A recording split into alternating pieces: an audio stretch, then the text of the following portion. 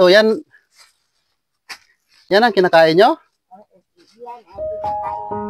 Bayabano. Tingnan mo, oh, ito yung kinakain nila, mga ka-vlogs. Oh, nag-iipon po sila ng guyabano para umagahan, pananghalian at hapunan.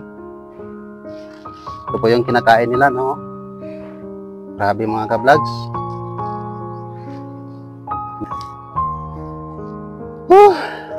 Tayo. Oo, ito yung bahay nyo.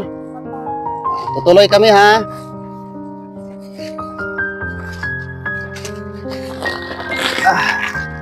Wait lang, ha? Ay, kumusta kayo? Kumusta? So yung bigas nyo, itago nyo sa hindi mabasa, no? Sa ulan. Kasi yung bubong ninyo parang medyo bukas na. Opo. So yan mga ka-vlogs, dito po sila nanidarahan mga ka-vlogs, no? Yung bubong nila is butas na po. Paano kung umulan?